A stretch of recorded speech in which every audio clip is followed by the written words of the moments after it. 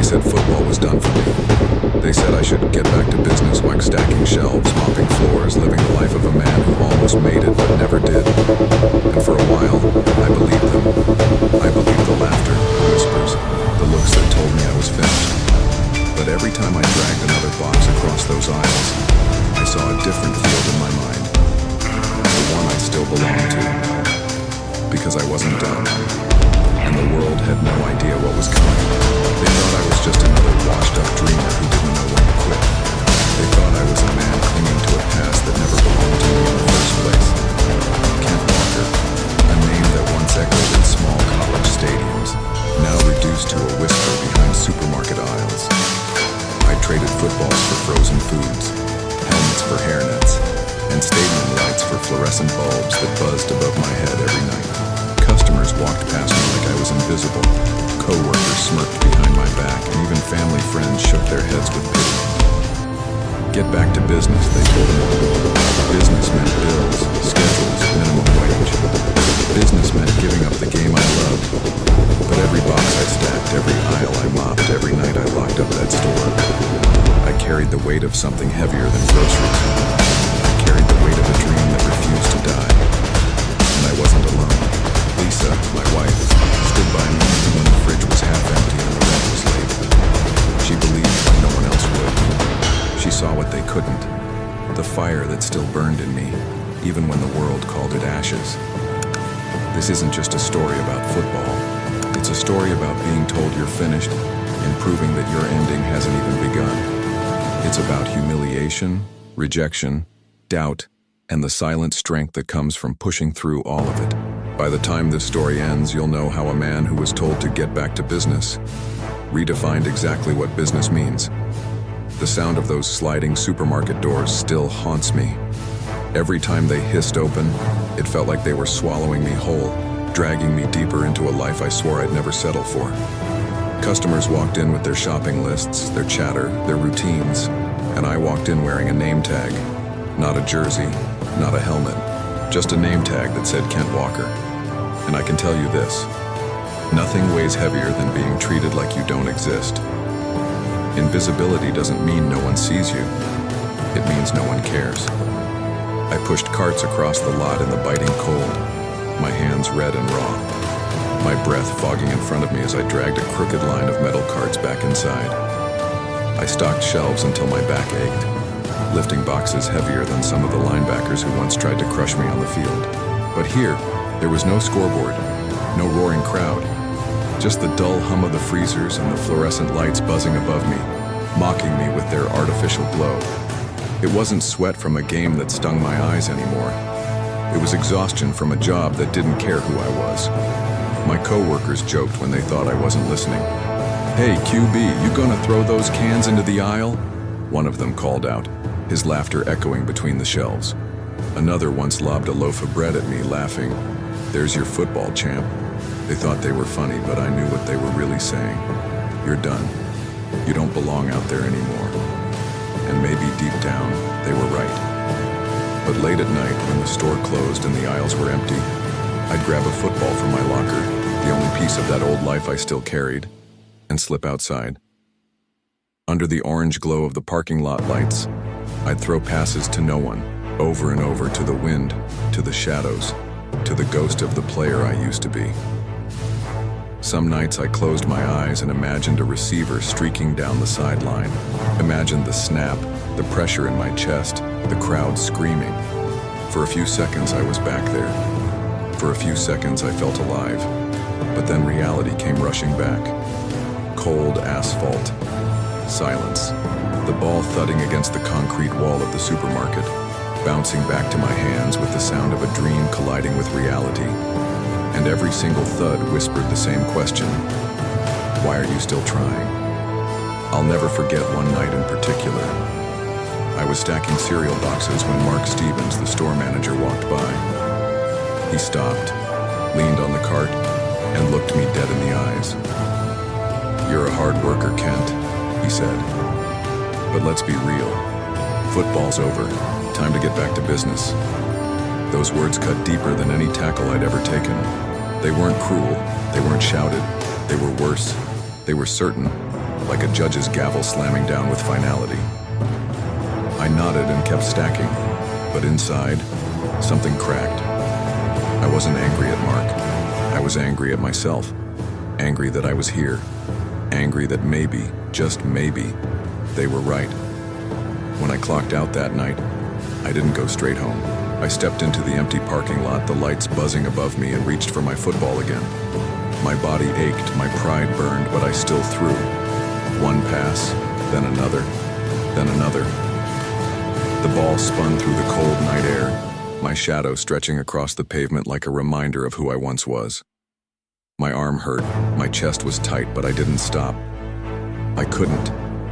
Somewhere deep down, I knew this wasn't just about football anymore. This was about something bigger, about proving to myself that I wasn't finished, that I couldn't be defined by aisles, paychecks, and pity. Every throw was a refusal to let the world tell me who I was, a refusal to accept that the story was over. I wasn't just fighting for a roster spot, I was fighting for my identity. And if life was going to bury me in cereal boxes and frozen foods, then I was going to claw my way back to the field, one throw at a time. The parking lot was never meant to be a football field, but for me it became one. The cracked asphalt, the flickering streetlights, the cold night air that burned my lungs with every breath. This was my stadium. While most of the world slept, I was out there throwing passes to the shadows. My audience was a row of parked cars, silent and indifferent, their windshields catching the glow of the lights like empty eyes staring back at me. Every throw felt like proof that I was alive, even if no one cared enough to watch. I kept my football in my locker at the store, tucked under a spare uniform shirt.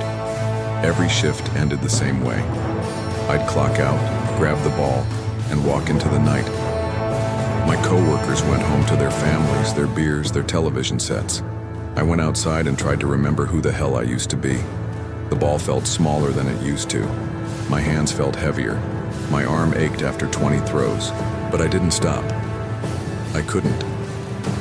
The light above the loading dock buzzed, then went out completely, leaving half the lot in darkness. I didn't care. I picked a line on the wall and fired again. The ball slammed back into my palm, stinging, bruising, but reminding me that at least something in this world hit back. My breath steamed in the cold, hanging in front of me like smoke from a fire that refused to die. Every time I raised my arm, I felt the weight of my past pressing down, daring me to quit. Neighbors walked past sometimes on their way home from late shifts or bars. They gave me that same look I'd seen 1,000 times. The look that said, "Poor guy, doesn't even know it's over." They didn't say it out loud, but their eyes screamed it. And honestly, it hurt worse than the laughter. Laughter you can fight with pride. Pity just eats you alive. I started talking to myself during those nights like a quarterback calling plays to ghosts. Trips right, 42 slant, on one. I'd snap the ball to no one, drop back and fire into the darkness. The sound of the ball smacking against the concrete was my only confirmation that the play was complete. Over and over. Repetition. Sweat dripping down my face, hands raw from the laces. Sometimes I'd imagine Ryan Cooper out there, the golden boy quarterback, smirking from the other side of the field. He had everything I didn't. Youth, speed, the approval of coaches who barely remembered my name.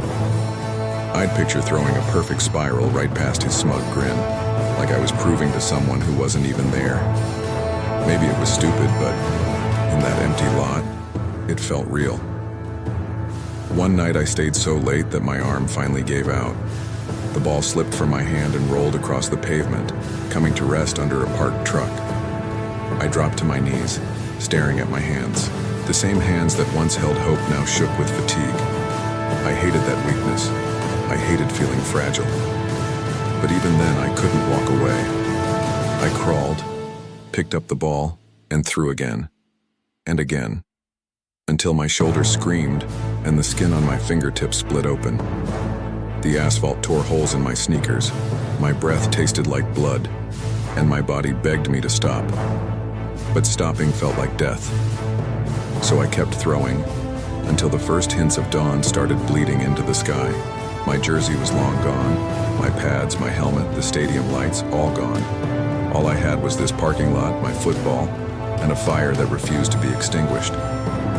When I finally collapsed against the wall, sweat freezing on my skin, I looked up at the stars fading in the early morning light. The world had no idea what I was doing out there. No scouts, no coaches, no reporters, just me, alone. But deep down, I knew something they didn't. These nights weren't a waste. They were building something, breaking me down and hardening me at the same time. Every throw on that cracked asphalt was another brick in the wall I'd use to climb back. The parking lot wasn't my grave. It was my training ground. And if no one believed in me, then I'd keep throwing until the day came when they had no choice. The rejections didn't come all at once. They came in waves, each one heavier than the last, like a tide determined to drag me under. I still remember the first letter I ever opened. It was thin. They're always thin when it's bad news. Inside, a single sheet that said what every kid chasing a dream dreads to read. We appreciate your interest, but that phrase could kill a man's soul. I crumpled it and told myself it was just one. But it was never just one. Tryout after tryout, camp after camp, the answer was the same. Coaches shook my hand, nodded politely, and sent me home. Some didn't even bother with politeness. One of them looked me dead in the eyes and said, "You're too slow, too ordinary, nothing special."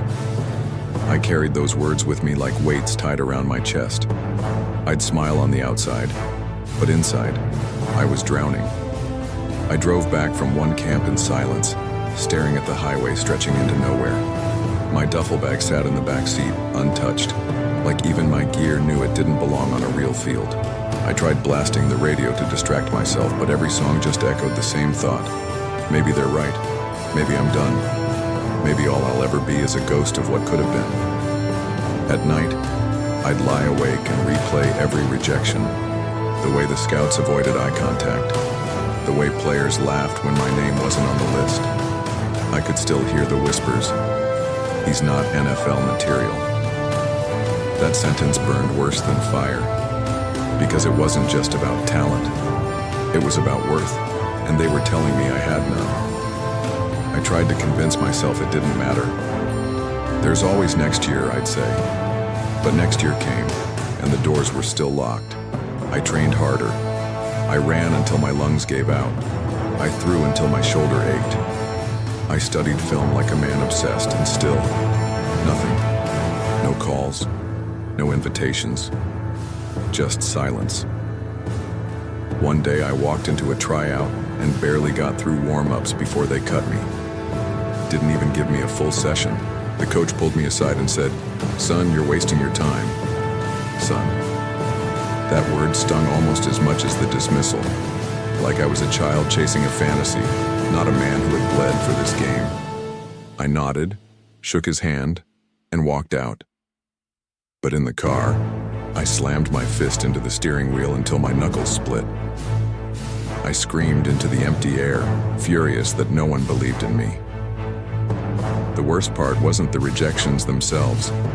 It was the way people back home looked at me afterward, pity in their eyes. The kind that doesn't need words. They'd ask, "So how'd it go?" with fake hope in their voices, already knowing the answer. And I'd lie. I'd smile and say, "Good, just waiting for a call." But the phone never rang. Days bled into weeks, weeks into months, and still the silence was louder than anything. Lisa tried to keep me steady. She told me I still had a gift, that it wasn't over. She'd rub my shoulders after long nights of throwing and say, "Kent, one day they'll see." But I'd look at her and wonder if even she believed it anymore. If maybe she was just saying it to keep me from breaking completely.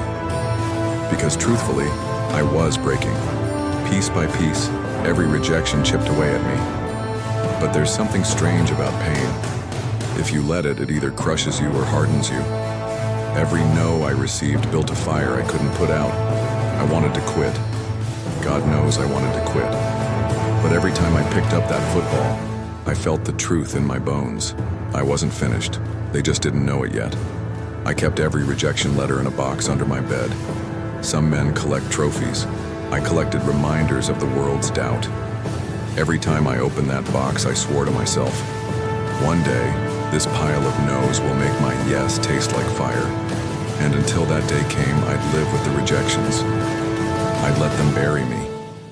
Because when I finally dug my way out, the world would remember my name. The first time I walked into an arena football locker room, it felt like stepping into a different universe. The smell of sweat and tape was the same, but the energy was different, less polished, less glamorous, almost desperate. This wasn't the NFL. This was the place where guys went when their dreams didn't pan out, when the big leagues slammed the door in their face. For me, it was the only door still cracked open, and I was willing to crawl through it. The field looked smaller, the lights dimmer, the crowd thinner. Even the football felt different, shorter, tighter, designed for speed and chaos. People called it a sideshow. They said it wasn't real football. But for me, it was survival. I wasn't there to impress anyone. I was there because I couldn't let the game spit me out without a fight. The first practice was brutal. I lined up under center, ball in my hands, and the defense came screaming at me like wild dogs. The hits were harder than I expected, and the walls closed in faster on this tiny field. I was rusty, slow, and the younger guys noticed. One of them smirked after a sack and said, "Welcome to the graveyard, old man." Laughter spread through the huddle. Graveyard. That word echoed in my head the rest of practice. Maybe he was right. Maybe this was where washed-up quarterbacks came to be buried. But then something happened. The next drive, I dropped back, scanned, and let the ball fly. Perfect spiral, 30 yards, cutting through the stale air and hitting my receiver in stride. The laughter stopped. For a moment, I wasn't just another ghost wandering the graveyard. I was alive again, and that feeling was worth every bruise. Still, it wasn't glory. Arena games didn't make headlines. Crowds barely filled the seats. Kids in the front row weren't dreaming of us. They were dreaming of the guys on Sunday television. Reporters didn't care what happened on these carpets. It was football in the shadows, forgotten by most of the world. But it was football, and that was enough to keep me breathing. Lisa came to one of my first games. She sat in the stands with a few dozen strangers, her eyes locked on me the entire time.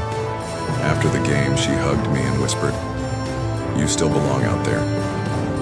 Her voice steadied me. Even if the world didn't care, she did. And that mattered more than I admitted. I started to adapt to the chaos. Faster reads, quicker releases, learning how to see the entire field in the blink of an eye. Arena ball forced me to sharpen instincts I didn't know I had. If the NFL wouldn't have me, then maybe I'd carve out a life here. But late at night, when the crowd noise faded, I knew the truth. I didn't want to settle. I wasn't built for the shadows. I was built for the light. There were moments, though, when doubt chewed at me. After one ugly game, when I threw 2 interceptions and got flattened by a linebacker who outweighed me by 50 pounds, I sat in the locker room with my head in my hands. My body hurt. My pride hurt worse. And I thought, maybe they were right. Maybe this was my ceiling. Maybe the NFL was never going to call. But then I remembered the supermarket aisles, the laughter, the pity, the taste of defeat in my mouth every time I heard, "Get back to business." And suddenly, the pain didn't matter. I wasn't ready to die in this graveyard. Arena football was supposed to be my ending. Instead, it became my proving ground. Every snap, every pass, every bruise was a reminder. I still had fight left in me. I wasn't just here to play. I was here to sharpen my teeth, to prepare for the one chance I prayed might still come. And if that chance ever did come, I promised myself one thing. I wouldn't let it slip through my fingers again. Home was supposed to be the place where the world couldn't touch me. But even there, the doubts followed. The bills stacked higher than the groceries in our fridge. Every envelope that came through the mail slot was another reminder that chasing dreams didn't pay rent. Lisa tried to keep the smile on her face, but I saw the cracks in it. I saw the way her eyes lingered on the numbers when she balanced the checkbook late at night. She never said it, but I knew she was wondering how long we could keep living like this. I hated myself for it.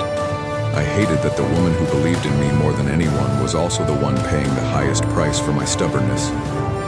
Sometimes I'd catch her in the kitchen staring at a half-empty pantry, trying to piece together meals like puzzles. I'd tell her, "We'll get through this." But the words tasted weak even as I said them. How many times could I promise a breakthrough before it started sounding like a lie? Neighbors didn't help. Every barbecue, every block party, there was always someone who'd slap me on the back and ask, "So Kent, when's the NFL calling?" They thought it was a joke. I'd force a laugh, but inside it felt like they were twisting a knife. Their smirks weren't cruel on purpose, but pity disguised as humor is worse than outright hate. Hate you can fight. Pity just suffocates you. Lisa stayed in my corner. Even when others whispered that she deserved better, that she should convince me to quit, she stood firm. She'd place her hand on mine and say, "Kent, I married you for who you are, not what you do." Those words should have comforted me. Instead, they broke me a little more because I felt like I was failing her. The nights were the hardest. After long shifts at the store and secret practices in the lot, I'd come home exhausted. Lisa would rub my shoulders and tell me I still had it. But in the silence between her words, I heard the truth we were both too afraid to say. Belief doesn't pay the bills. Hope doesn't put food on the table. Dreams don't keep the lights on. Sometimes I'd catch my reflection in the dark kitchen window, football in my hand, and wonder if I was chasing greatness or just running from reality. Was I fighting for something real or just too proud to admit defeat? That question clawed at me night after night, but I never answered it. Answering meant admitting weakness, and weakness meant letting go. The worst moments came when family dropped by. My brother once pulled me aside and said, "Kent, you gave it a good shot, but it's time to think about your future, about Lisa's future." His voice wasn't cruel, it was concerned, but that concern was poison, because behind it was the same verdict I'd heard 100 times: "You're finished." I nodded, said I understood, but inside I was screaming. If I quit now, what was left of me? One night, Lisa found me sitting on the floor with my helmet in my lap. She knelt beside me, rested her head on my shoulder, and whispered, "Don't let them decide who you are." I wanted to believe her. I wanted to let her words carry me. But part of me wondered if she was just trying to keep me from shattering completely. She deserved a man who could provide, not a ghost chasing a field that kept vanishing. Still, even in my darkest doubts, I couldn't let go. When the world told me to move on, I gripped that ball tighter. When they said it was time to grow up, I trained harder. And when they whispered that Lisa should have married someone else, I promised myself I'd prove them wrong. Because the truth was simple. I wasn't just playing for me anymore. I was playing for her, for the woman who saw something in me when no one else did. And I refused to let her down, even if it meant breaking myself in the process. The call came when I least expected it. I was on break at the store, sitting in the back room with a lukewarm cup of coffee, staring at the stains on the floor. My phone buzzed, and for a moment I thought it was another bill collector. Instead, it was a voice I didn't recognize. "Kent Walker, we'd like you to come in for a workout." I froze, the paper cup trembling in my hand. After all the silence, all the closed doors, here it was. A chance. Small, fragile, but real. I didn't tell anyone right away, not even Lisa. Part of me was scared that saying it out loud would make it disappear. Like if I breathed too hard, the whole thing would vanish and I'd wake up still mopping floors. That night, I laid awake staring at the ceiling, my heart pounding like I was already under center. The thought repeated in my head like a drumbeat. This is it. This is it. When I finally told Lisa, her eyes filled with tears. She smiled, but her voice shook when she said, "I knew they'd see you eventually." She hugged me, and I held her tighter than I ever had, because I knew how much she had carried for me. This wasn't just my shot. It was hers too. All the late nights, all the empty fridges, all the whispered doubts from neighbors. It was all riding on this. The day of the workout, I drove to the facility in silence. My old car rattled the whole way, a soundtrack of nerves. My duffel sat in the passenger seat, the same one I'd carried to a dozen rejections before. I gripped the steering wheel so tight my knuckles turned white. I prayed no one would see the fear crawling under my skin. When I walked into the locker room, the air hit me like a wave. Young players laughed, stretched, tossed the ball around with casual confidence. I set my bag down quietly, trying not to draw attention, but of course they noticed. "Who's the old man?" one of them muttered. Another smirked, probably a coach. I didn't respond. I couldn't afford to. I just laced up my shoes and reminded myself, this isn't about them. The drills began and every step felt like I was carrying a mountain. My lungs burned, my legs felt heavy, but I pushed, sprint after sprint, throw after throw. The ball cut through the air, tight spirals, clean and fast. I wasn't perfect, but I wasn't broken either. And for the first time in years, I saw it, the glances. Scouts leaned in, coaches whispered, someone was paying attention. But then came the mistakes, one overthrow, one misread. I cursed under my breath, fear clawing at me. I could almost hear the old voices again. Too slow, too ordinary, nothing special. I clenched my fists until my nails cut into my palms. I refused to let it end like that. Not again. The final drill was simple. 2-minute drill, no excuses. The whistle blew and I dropped back. My feet moved on instinct. My arm fired like I was 20 again. Pass after pass connected, each one faster, sharper, more precise than the last. The ball snapped into receivers' hands, echoing like gunshots in the quiet facility. By the time the whistle blew, my chest heaved, sweat pouring down my face, but no one was laughing anymore. I walked off the field, heart hammering, my body shaking from exhaustion. The scouts didn't say much, they rarely do, just clipped nods, unreadable expressions. But I saw enough. For once, they weren't looking through me.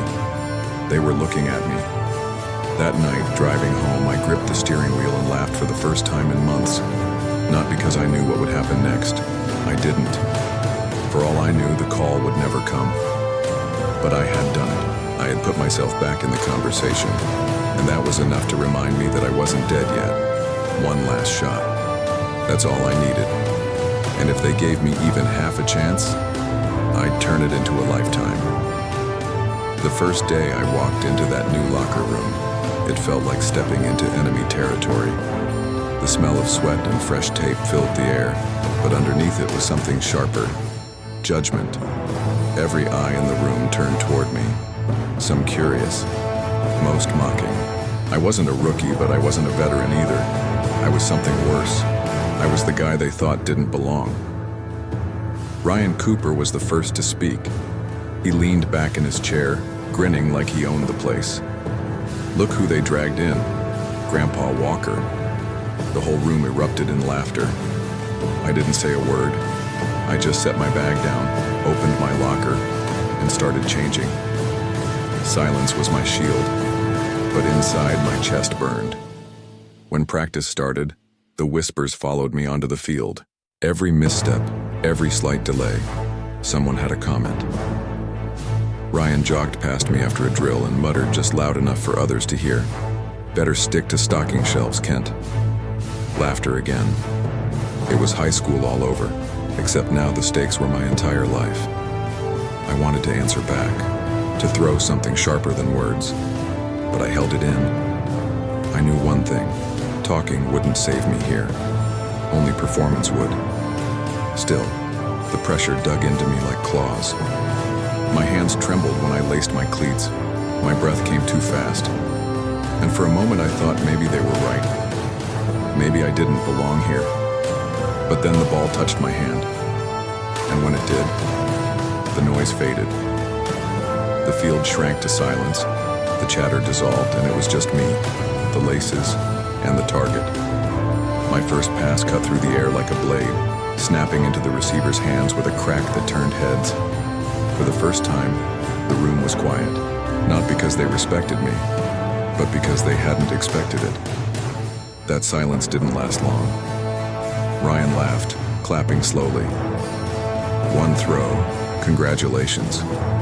You want a trophy for that? His voice dripped with sarcasm. The others joined in, feeding off his arrogance. That was his role here. Golden boy. The future. I was just the punchline. During a scrimmage, I got my chance. Third string reps. Nothing glamorous, but it was enough. The snap came, I dropped back, and Ryan watched from the sideline with that smug grin. The defense came fast and instinct took over. I rolled right, planted, and fired downfield. The ball threaded between two defenders, landing perfectly in the receiver's chest. For a heartbeat, the entire field froze. Then the whistle blew, and practice resumed like nothing happened. But I saw it, a flicker in Ryan's eyes. Not respect, not yet, but doubt. Doubt was enough. Still, the test wasn't over. After practice in the locker room, Ryan walked by my spot, towel around his neck. He stopped, leaned close, and said, "You think one throw makes you belong here? This is my team. You're just a guest." His words were low, meant for me alone, but the venom in them was real. I met his eyes and said nothing. Silence again. But this time, it wasn't retreat. It was defiance. The truth was, Ryan wasn't wrong. This was his team, his spotlight. I was the outsider, the question mark, but I wasn't here to steal headlines. I was here to survive, to prove, to them, to him, to myself, that I wasn't done. And if that meant enduring his arrogance, then so be it. Walking out that day, my body ached from the drills. My ears still rang from the laughter, but my hands itched for the ball. Because the test wasn't over, not by a long shot. They thought they had me pegged, old, weak, irrelevant. But they hadn't seen me bleed yet. They hadn't seen me fight when the lights came on. And when that moment came, I promised myself I wouldn't just pass their test. I'd rewrite it.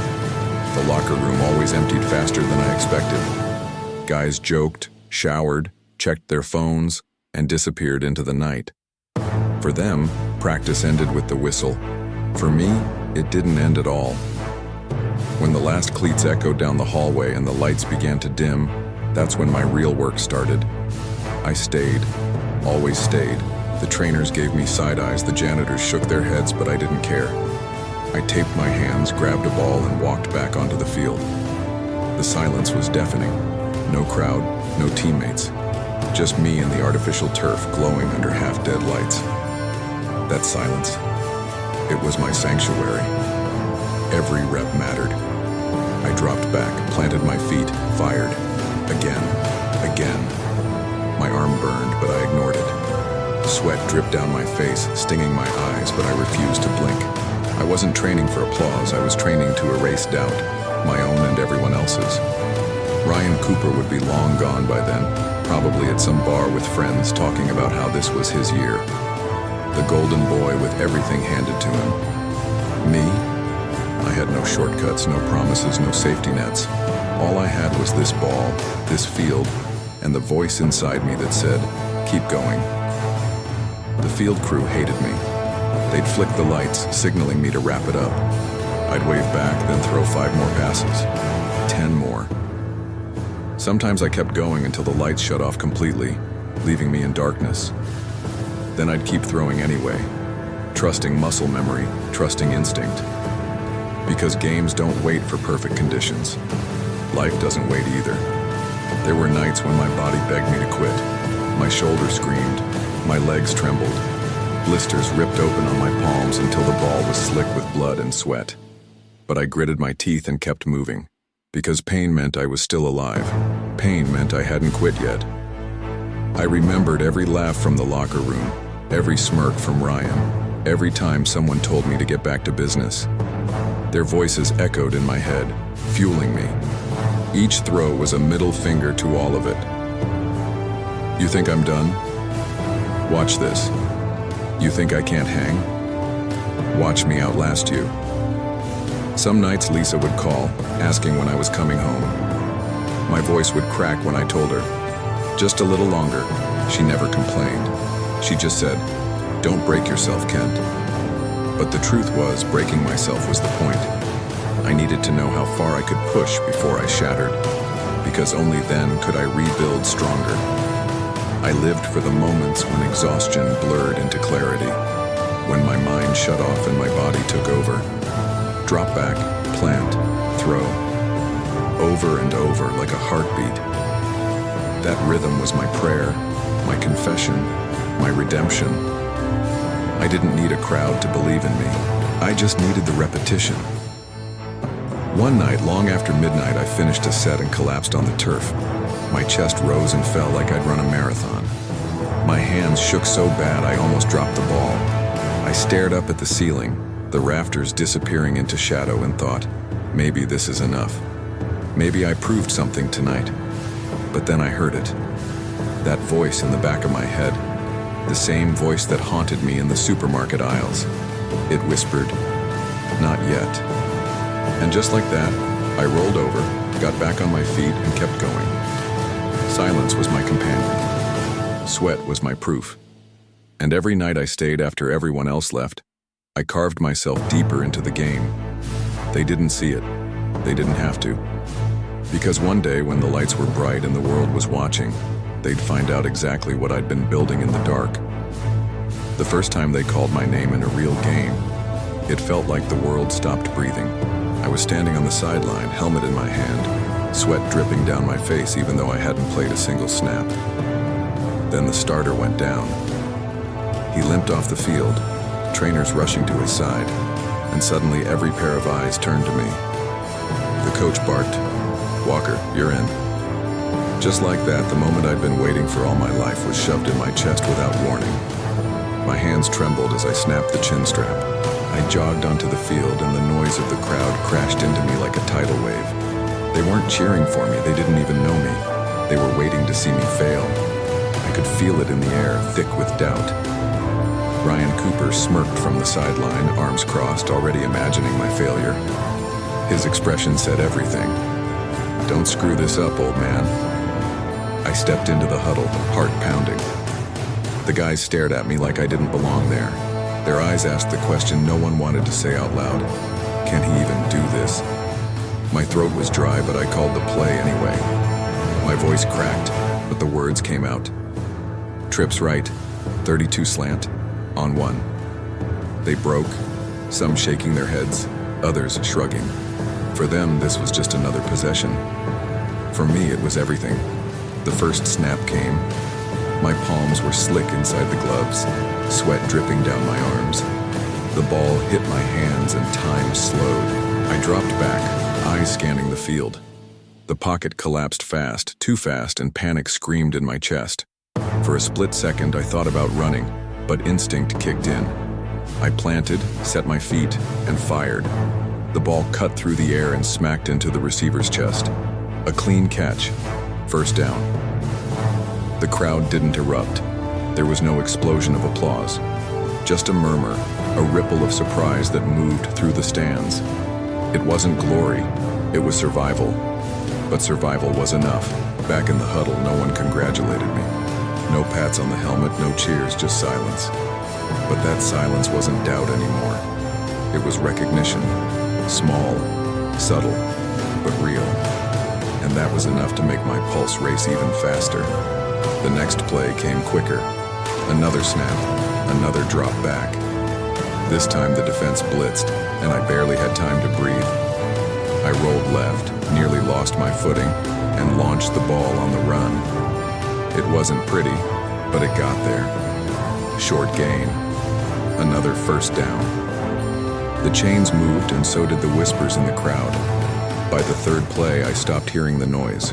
The crowd, the doubt, Ryan's smirk, they all faded. It was just me, the ball, and the field.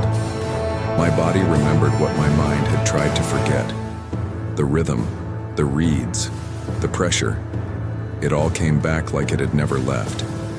But then came the test, third and long. The coach signaled for a safe play, a handoff. I shook my head and audibled at the line. The defense shifted, confused. My heart hammered. This was it. This was the moment where I could prove I wasn't just a backup, a placeholder, a washed-up dreamer. The ball snapped. I dropped back, saw the blitz, and launched deep. The spiral cut through the stadium lights, high and fast, and dropped perfectly into my receiver's hands 30 yards downfield. For the first time, the crowd roared. Not because they loved me, not yet, but because I'd given them something they didn't expect. For once, I wasn't invisible. For once, I mattered. Jogging off the field after that drive, my chest burned, my body shook, but I kept my head high. Ryan Cooper glared from the sideline, his smirk gone. The coach didn't say much, just slapped my shoulder pad and moved on. But I saw it in his eyes. Doubt was turning into belief. And as I sat on the bench, helmet still tight on my head, I realized something. This wasn't luck. This wasn't a fluke. This was what I had been building in silence, in parking lots, in empty gyms, in the shadows where no one cared. Now the world had seen a glimpse, and I wasn't about to let it be the last. The morning after my first snaps, the headlines weren't kind. Local papers called me a temporary spark, a fill-in, nothing more than a backup who had a lucky series. On talk radio, they laughed about it. Kent Walker? Come on, he's not the future. He's a placeholder until the kid gets healthy. They said my arm was decent, but my clock was ticking. Too old, too slow, too late. I pretended I didn't care, but every word dug into me. I folded the papers, shut off the radio, and stuffed the doubt into the same box that held every rejection letter I'd ever collected. I had learned to live with mockery, but this time I swore I'd make them choke on it. Game after game, they gave me chances when the starter couldn't go. At first, the crowd groaned when I jogged onto the field. Phones came out not to cheer me on, but to record the inevitable failure. Fans jeered, "Don't blow it, Walker." Even teammates seemed reluctant, running routes half-heartedly, as if expecting the ball to die in the air before it reached them. But then I started hitting them. Tight windows, quick releases, long shots that nobody thought I could throw anymore. Each completion was a cut through the fabric of doubt. Slowly, disbelief turned into something else. Not respect. Not yet. But attention. People were watching. And that was the first crack in the wall. One night under the bright lights of a packed stadium, it all clicked. We were down by 2 touchdowns in the fourth quarter. The fans were already leaving, convinced it was over. Ryan Cooper stood on the sideline, helmet in hand, whispering with a smirk, "Don't embarrass us too bad, old man." I didn't answer. I just stepped into the huddle and called the play. The snap came, the defense blitzed, and instinct took over. I dropped back, planted, and fired deep. The ball sailed high into the night, cutting through the noise, and dropped perfectly into the receiver's hands for a 70-yard touchdown. The crowd gasped, then erupted. Phones that had been ready to capture failure now caught history instead. That drive didn't stop. Another completion, another score. We tied it up, and with less than a minute left, we got the ball back. Everyone expected a handoff, to play it safe and go to overtime. I looked at the coach, then shook my head. "Let me win this." His eyes hesitated, then he nodded. Third and long. 10 seconds left. I took the snap, pressure exploding around me. I rolled right, dodged one tackle, and launched the ball across my body.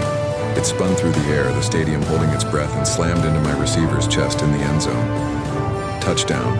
Game over. The place erupted like a bomb. For the first time, the crowd wasn't laughing. They were screaming my name. "Walker! Walker!" Reporters rushed to the sidelines, snapping photos, scrambling for quotes. Teammates slapped my helmet, pounded my chest, eyes wide with disbelief. Even the coach shook his head, muttering, "I can't believe it." But I believed it. I always had. The next day, the headlines changed. From supermarket to superstar, Walker shocks the league. They weren't laughing anymore. Now they were asking questions. Who is this guy? Where did he come from? How long can he keep this up? For me, it wasn't about proving them wrong anymore. It was about proving myself right. Every night in the parking lot, every throw in silence, every rejection I survived, it was all leading to this. I wasn't just filling space, I wasn't just a lucky arm. I was rewriting the story they tried to write for me, and as I stood in front of the cameras after the game, sweat dripping, microphone shoved in my face, I said the only thing that mattered. This isn't the end of my story. It's just the beginning. They used to say I didn't belong. Too old, too slow, too late. But now the same voices were shouting my name on national broadcasts. The cameras followed me when I jogged onto the field. Kids in the stands wore my number on their backs, holding signs that read, "In Kent we trust." Every headline that mocked me was now flipped upside down, from stock boy to star. Walker leads the charge. The shock was everywhere, and I lived inside it. Week after week, we won games we weren't supposed to win. Defenses threw everything at me. Blitzes, coverages, trash talk. But nothing rattled me anymore. I had seen worse. I had stared humiliation in the face, stacked shelves through it, and come back swinging. Compared to that, a pass rush was nothing. The more they doubted, the stronger I played. My arm felt alive, my vision sharper than ever. The game slowed down, like it finally respected me for refusing to leave. Ryan Cooper hated every second of it. He was supposed to be the future, the golden boy. Now he sat on the bench while the crowd roared for me. His smirk was gone, replaced by clenched jaws and narrowed eyes. He tried to hide it, but I saw the resentment burning in him. And maybe, just maybe, I fed on it. Every touchdown I threw wasn't just for the scoreboard, it was for every time he called me Grandpa, every laugh in that locker room. But the weight grew heavier. With every win, expectations rose. Suddenly, I wasn't just a surprise. I was the leader. Teammates looked at me for answers. Coaches trusted me in the big moments. And for the first time, I felt the pressure not of proving myself, but of carrying others. I lay awake at night staring at the ceiling, asking if I was strong enough to hold it all. Then came the playoffs. The air was colder, the stakes higher, the games tighter. Every snap mattered, every mistake punished. I felt the hits harder, the bruises deeper, but I refused to bend. We clawed through each round, barely surviving, each victory shocking the league more. Reporters called us a miracle team, a fairy tale. But there was nothing magical about it. It was blood, sweat, silence, and nights alone in parking lots. The closer we got, the louder the noise grew. Critics turned into believers, believers into fanatics. Everywhere I went, people stopped me. Grocery stores, gas stations, airports. "Kent, you're an inspiration." I smiled, shook hands, signed autographs. But inside, I was the same man who once cried into his hands after another rejection. That man hadn't left me. He never would. And maybe that's why I kept winning, because I never forgot the pain. The championship loomed, the ultimate stage, the game that decides everything. We weren't supposed to be there. Not me, not this team. But we were. And as I laced my cleats before that game, the locker room buzzing around me, I thought of every step that led me here. The supermarket aisles, the empty parking lot, the Arena League shadows, the laughter, the pity, the whispers to give it up. All of it. Every scar built the man who now stood ready to play for everything. The first half was a war. Hits came faster and harder than I'd ever felt. We fell behind, and doubt crept into the stands. I heard it in the crowd, in the shifting feet, in the nervous silence. But on the sideline, I gripped the ball tighter, staring at the scoreboard. I wasn't afraid of losing. I was afraid of letting the silence win again. Second half. Something shifted. My throws found their marks, my rhythm returned. The team believed. Each completion felt like tearing down another wall that had been built to bury me. Touchdown after touchdown, the stadium thundered, reporters scrambling to capture the story in real time. From a forgotten shelf stalker to this moment, the rise of a champion. When the final whistle blew and the scoreboard lit up with our victory, the field exploded in chaos. Confetti rained, cameras blinded me, teammates hoisted me on their shoulders. My body ached, my voice was gone, but my heart pounded with the truth. They had doubted me. They had mocked me. They had written my ending years ago.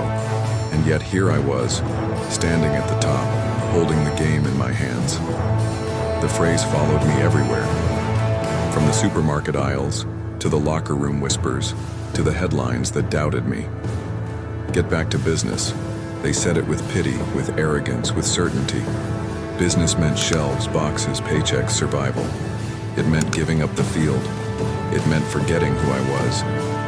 For years I carried those words like a scar, but standing there with confetti raining from the rafters, sweat and blood soaking my jersey, I finally understood. They were right. I did get back to business, just not the kind they meant. The real business was this: fourth quarters, championship drives. Silence turned into thunder as thousands screamed my name. The weight of the ball in my hands with everything on the line. That was business. The kind you can't fake, can't negotiate, can't punch a time clock for. The kind you bleed for. Lisa was waiting for me at the edge of the field, tears in her eyes, pride burning brighter than the stadium lights. I pulled her close, lifted the trophy high, and felt the world finally see what she had seen all along. She had carried me through the nights when the pantry was half empty, when the rent was late, when the world called me a fool. This wasn't just my victory, it was hers too. I thought about Mark Stevens, the store manager, the one who told me football was over. I thought about the co-workers who threw bread like footballs laughing behind my back. I thought about the neighbors with pity in their eyes, about every scout who looked at me like I wasn't worth the ink on their clipboard. I carried them all into this moment. Every doubt, every smirk, every whispered, "You're done." They had all built the fire that brought me here. Reporters swarmed, cameras flashed, questions flew from every direction. "Kent, how does it feel? Did you ever think this was possible?" I didn't answer right away. I let the noise wash over me. Then I said the truth. They told me to get back to business, and I did. This is my business. The words echoed louder than I expected. Fans repeated it. Teammates shouted it. A phrase once used to bury me had become my battle cry. Later, in the quiet of the locker room, I sat with the trophy beside me, my hands still shaking. Not from nerves, but from the weight of everything it took to get here. The supermarket aisles, the rejections, the arena shadows, the long nights of training when no one watched. I had lived through humiliation, through doubt, through silence, and I had risen. Ryan Cooper walked past me, his face unreadable. For once there was no smirk, no insult, no laugh, just silence. And in that silence I heard respect. He didn't have to say it. I didn't need him to. I had already proven it. As I looked around the room, confetti still clinging to my hair, I realized something. This wasn't the end. Championships fade, records get broken, headlines get replaced. But the real victory wasn't the trophy. It was the journey. It was refusing to stay buried when the world shoved dirt on my name. It was showing up, night after night, when no one believed. I thought back to the parking lot, to the sound of the ball hitting concrete in the dark. That thud had once mocked me, whispered that I was finished. But now I knew better. That sound wasn't failure. It was foundation. Every lonely throw had built the man holding this trophy. So yes, I got back to business. Not the business of aisles and shelves. The business of proving that sometimes the ones you count out are the ones who count the most. And as I lifted the trophy one more time, I whispered to myself the truth that had carried me through it all. I was never done. When people told me to get back to business, they meant giving up. They meant shrinking, disappearing, accepting the life they thought fit me. But I refused. I turned their words into fuel. I redefined what business really is. And standing on that stage, trophy in my hands, I proved that no one else gets to write my ending. Because the truth is simple. If you've got breath in your lungs and fire in your chest, you are never finished. And maybe you see yourself in my story. Maybe you've been counted out, overlooked, laughed at, told to quit. Maybe you've been buried under doubt. If so, remember this. Your story isn't over either. This was my rise. But yours could be starting right now. So if this story moved you, if it hit something deep inside, don't keep it to yourself. Hit that like button. Subscribe for more stories like this. Stories of doubt, pain, and redemption that prove the underdog always has a fight left. And drop a comment below telling us where you're watching from, your country, your city. I want to know how far this story reaches. Finally, share this video with a friend who needs to hear it. Someone who's been told they're done. Someone who's been underestimated. Reminder, it's not over. Because if Kent Walker's story proves anything, it's this. Sometimes the world buries